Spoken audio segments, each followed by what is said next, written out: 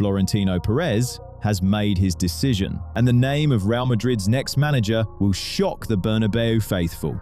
Bernardo Silva heading to Turkey, Manchester United set to sign Tottenham's star defender, and is Mac Allister being shown the door, Liverpool ready to cash in on their Argentine midfielder. All this and much more in today's episode. Let's try and get to 300 likes on this video, and I'll be back tomorrow with more transfer madness. Leave a like and let's dive straight in.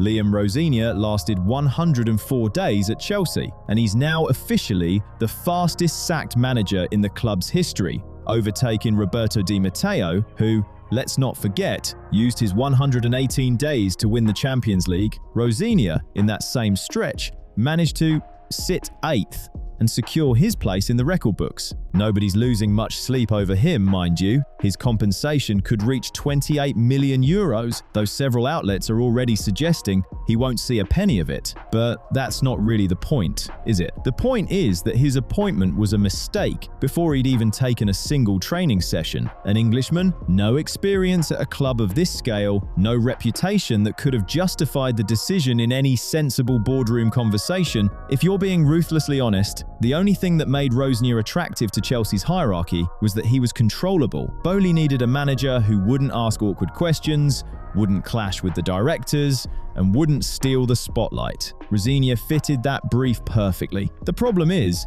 that same brief also describes someone who was never going to drag a club out of a losing run, and lo and behold, that's exactly what happened. So the Blues are back in the market for a manager, and once again, it's turning into its own little sideshow. Maresca's gone.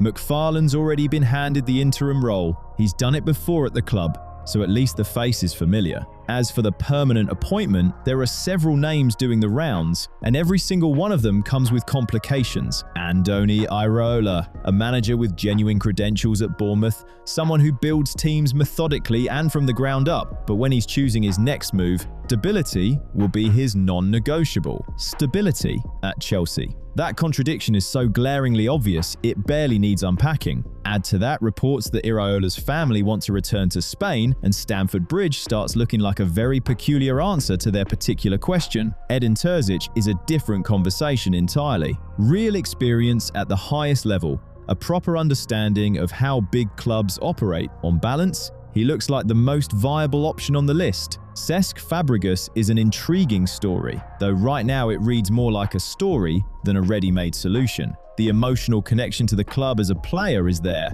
and his results at Como have been notable. But Como and Chelsea are such fundamentally different organisms that drawing a straight line between the two experiences requires a very generous interpretation of the evidence. He needs time to build a squad, and as Chelsea's hierarchy have just so helpfully demonstrated, time is not something they deal in. Simeone is the biggest name on the list, and for exactly that reason, the most awkward. The Spanish press are reporting that Atletico and Diego are heading in different directions, and honestly, that makes sense. A man who's spent over a decade at one club squeezed everything possible out of it, and the club returned the favor. The logic of a change of scenery is perfectly understandable. But here's the real question: how ready is Chelsea for a manager who speaks his mind publicly when something displeases him, demands authority, and has absolutely no interest in being a decorative figurehead for the board? Bowley has already demonstrated that dynamic doesn't suit him, and if Simeone walks into a dressing room where young players like Palmer have grown accustomed to a certain freedom on the ball, while the manager's entire philosophy is built around restricting precisely that freedom, there's not a risk.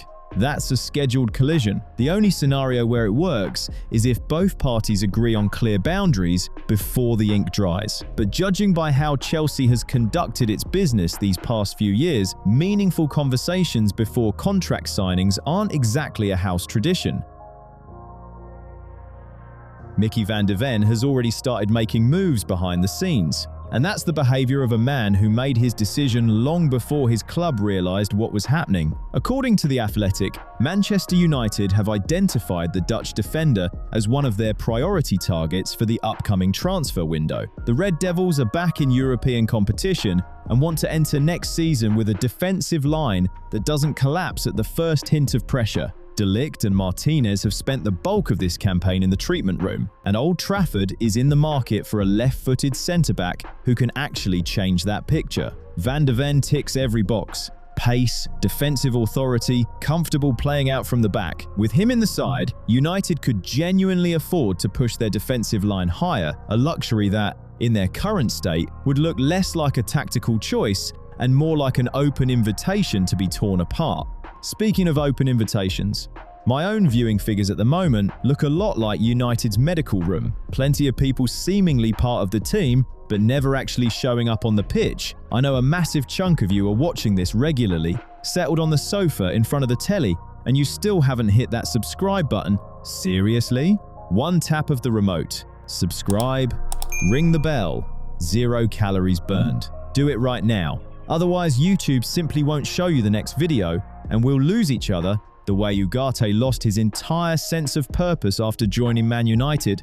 Right, back to Tottenham. Van de Ven's contract runs until 2029, and the club technically holds all the cards, except one. If Spurs go down and the relegation battle is very much ongoing, the budget falls apart and a high-profile sale stops being a choice and becomes a necessity. Sources are saying it plainly. In the event of relegation, the club would be forced to either sell or loan the player. Van de Ven, by all accounts, has already read the same script and decided not to wait around for the final act. United, for their part, aren't exactly in a position to simply write a check.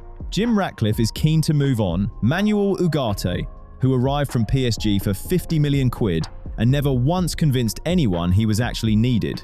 A transfer that now reads like an embarrassing footnote in the financial report. Whatever funds are raised from that sale are earmarked as the foundation for new arrivals. That's the current Old Trafford logic. Clear the decks first, then talk. Van de Ven's personal stock, meanwhile, has not just survived the chaos around him, it's grown. That's genuinely rare. A player who looks better than the team surrounding him, and who that contrast actively benefits rather than drags down. Several of Europe's biggest clubs are monitoring the situation. United are just one name on that list, which, incidentally, explains why the conversations are being kept quiet and well away from the press. When the competition is real, nobody needs the noise. Tottenham absolutely must stay in the Premier League if they have any hope of keeping hold of their best players. True enough, first, though, they actually have to stay up. Fenerbahce, reports suggest, are stepping up their pursuit of Bernardo Silva this summer on a free transfer.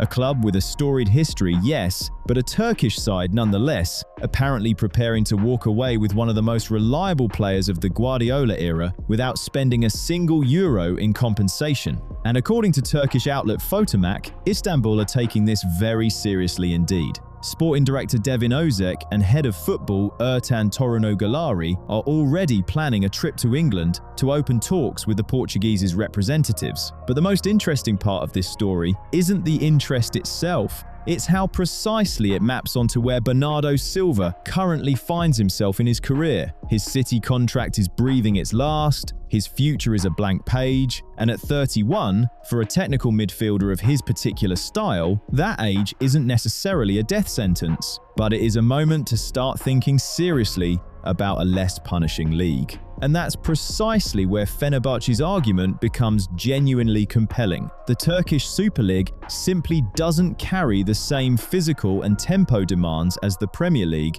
where Silva has been grinding through 40-odd matches under relentless pressing football. A less aggressive rhythm could be exactly the environment that finally lets his dribbling and passing breathe without him constantly managing his body in the process. Head coach Domenico Tedesco sees in the Portuguese exactly the kind of versatile, final third intelligence his side is missing, especially given that Marco Asensio has, to put it diplomatically, not exactly emerged as the saviour anyone was hoping for. Silva can create, and he can work defensively, which for a coach shaped by the German school is absolutely critical. His numbers this season have been modest, not the sort of figures that set pulses racing, but Fenerbahce aren't buying statistics. They're buying a name that commands respect in a dressing room and a style of play that won't crumble against a low block in the Super League. The risk, though, lies elsewhere. Fenerbahce are not alone in this race. The report explicitly names Barcelona as a potential rival, and that is an entirely different weight class when it comes to negotiations. Barcelona, even in their perpetual financial fog, are still Barcelona, and a free Bernardo Silva is the kind of gift they'd unwrap faster than any Turkish club could pack a suitcase. Fenerbahce's two genuine advantages are their willingness to offer serious agent fees and an above-market signing-on bonus, and, crucially, Silva's own potential desire to be the main man somewhere. Whether that's enough when Barcelona come knocking, only time will tell. Liverpool could be set to cash in on Alexis Mac Allister this summer. The source is Football Insider, for those keeping track. Contract talks have hit a wall, and Real Madrid and Atletico are already circling, ready to take full advantage. Sounds like just another rumor, right? Except there's a detail here that changes the framing. Liverpool are apparently viewing their own player as a liquid asset, and the decline we've seen from Mac Allister over the past 18 months. That's not just a stat, that's a diagnosis. Watching it unfold has been, honestly, difficult, because we remember what that lad looked like when he was dictating the tempo of a title-winning season. And now? Well, that regression actually started in the final weeks of that very campaign, almost immediately after Liverpool lifted the trophy. There are explanations, of course. Injury, a disrupted pre-season. None of that is irrelevant, but here's a number that should give you genuine pause. In the current Premier League season, opponents have covered more ground than Liverpool in almost every single match. Almost every one, bar one. One fixture across the entire campaign where slot side outran the opposition, and when your central midfielder, the one who's supposed to be the engine, isn't covering those distances, you follow the logic. Then again, let's be completely straight about this. On paper, Mac Allister is still a very expensive footballer. Transfermarkt value him at £70 million. And Liverpool, who spent £420 million last summer and delivered one of the worst seasons in recent Anfield memory, need funds. Arne Slot himself has confirmed the approach: sell before you buy. So here's where the real question sits. The issue isn't that Mac Allister is a bad player, it's that his strengths, managing transitions, composure in chaos, dictating the tempo, have stopped outweighing his limitations. Liverpool's midfield has become easier to bypass. The transition from defense to attack has slowed down, the consistent rhythm has gone missing. And when you look at that picture honestly, an uncomfortable thought starts forming. Maybe he simply no longer fits the system. This is the thing that barely anyone talks about. Slot arrived with a clear philosophy: intense football, high press, constant movement. Mac Allister was never really a runner. Even in his best years, he was a brain, not a pair of lungs. But when the brain is being asked to chase opponents for 90 minutes, it stops thinking and starts just surviving. So selling him for £70 million isn't a catastrophe. It's actually a measured decision, provided there's a replacement. And that's the problem. Because finding someone who brings back both control and intensity while fitting within a budget is a task with an asterisk next to it. Whoever comes in for Mackie needs to do everything he's stopped doing, and then some. So the real question isn't sell or not sell. The real question is, who comes next? Because if there's no answer to that, £70 million won't save anyone. Anyway, what do you reckon? Should Liverpool let the Argentinian go? Or will this be the sort of decision people are still bringing up bitterly in 5 years' time? Let us know in the comments. Sebastian Hoeneß. If you don't follow the Bundesliga, that name probably lands with a question mark. Apparently, it landed the same way in Madrid, at first.